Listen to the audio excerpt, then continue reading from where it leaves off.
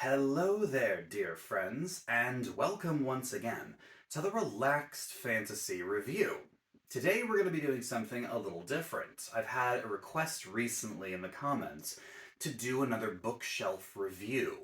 Not that long ago, we did a bookshelf review, it was maybe about a year or so ago, which actually focused on the bookshelf that's on that wall. You guys can't see it, it's out of frame, but there's a whole wall there full of books that aren't D&D related, and I used to have a little cubby.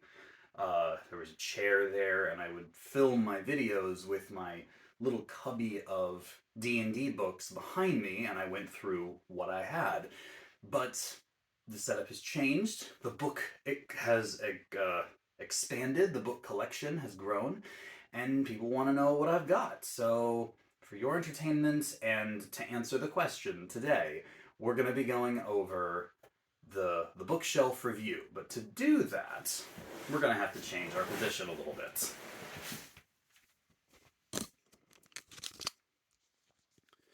So, let's have a look. First of all, over here on my shelf of honor, normally if I'm reviewing a specific book, I will put it up here, but most of the time, this is where the player's handbook lives, right in front of my little resin dice dagger. These two frames over here were supposed to just constantly cycle through maps, but I'm lazy.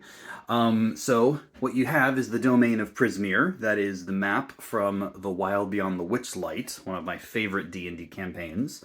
And then over here, the map of Icewind Dale, another one of my favorite D&D locations. And up here, the shelf of my D&D books and other books that I use as inspiration.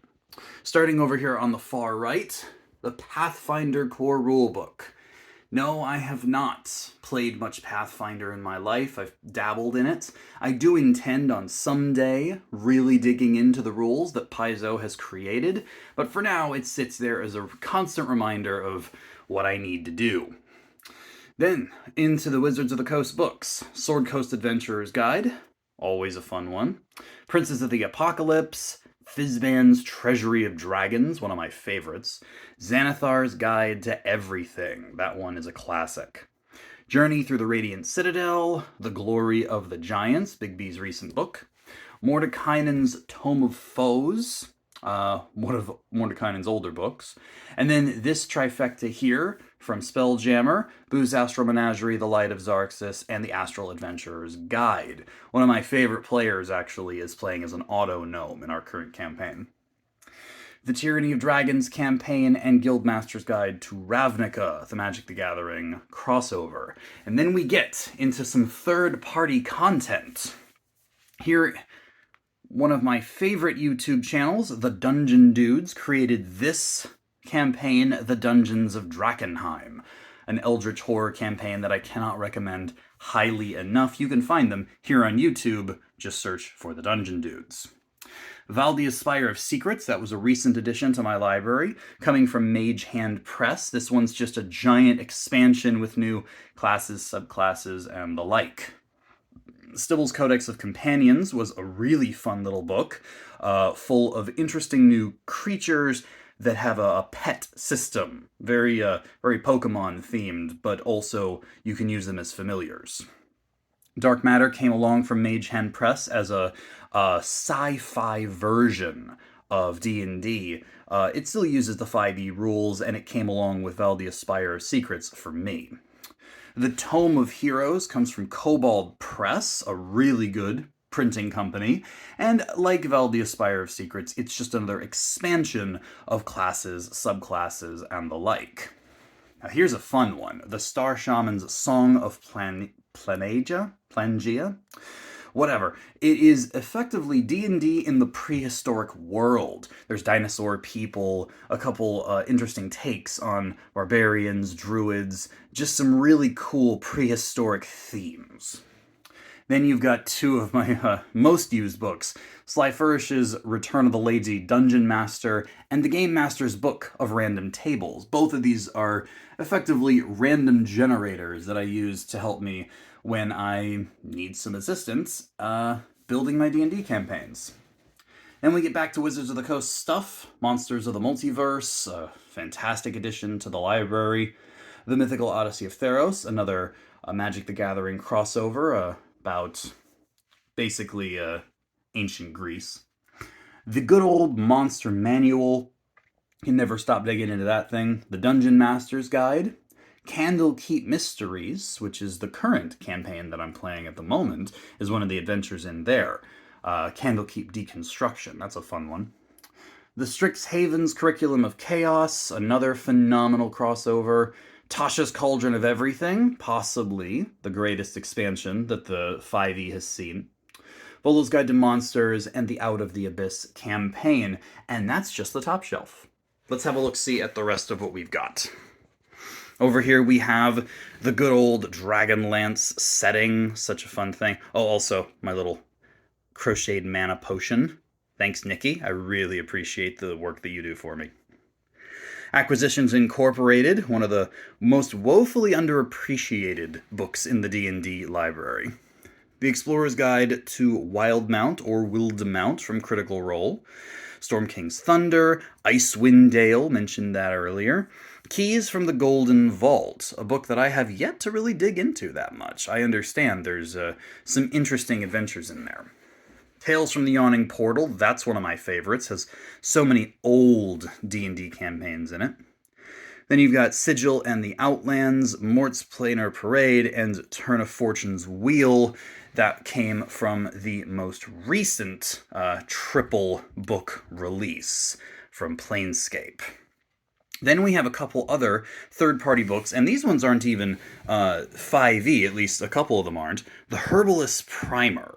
This one was created by Double Proficiency, and I gotta give love to Anna. She has created one of the coolest libraries of herbalism out there. She's got another one at the moment that's in production, the Geologist Primer, and I cannot speak highly enough of this book, and I greatly look forward to the rest of them. Now, Over Isles and Inspire Isles is a completely different game. It's another role-playing game that I take some inspiration to. It's by Hatchlings Games. Humblewood, one of the most well-known third-party books, basically a setting of beast people, birds and beast folk, and it is one of the coolest kind of entry-level adventures into third-party content. Then there's Alakander's Almanac of All Things. This is from The Dungeon Coach, another YouTuber on here that I'm a fan of. This is an expansion to 5e, although he's creating a brand new system, codenamed DC-20, which I highly recommend you look into if you haven't. He's basically building a better D&D for everyone. Then back to official content at the end here, Curse of Strahd, one of the best campaigns ever made, the Eberron, Rising from the Last War book, Baldur's Gate, Descent into Avernus, Van Richten's Guide to Ravenloft, Phandelver and Below, one of the newer books, and this is another one I have yet to dig into really heavily. The Wild Beyond the Witchlight, I mentioned earlier, one of my favorite campaigns, and Waterdeep Dragon Heist. My favorite campaign, I might mention, for beginners. I love throwing new people into Waterdeep. I've done it several times, and Dragon Heist is such a fun combination of all the elements of D&D. And then here's my little health potion sitting over on the side. All in all, that is my D&D library. So, I'll just set us back up over here. Center that. So, that is my D&D library. That's what sits behind me when I film. There's other things I have. I mean, that entire wall, like I said, is full of books, not D&D related. It's my own little personal library.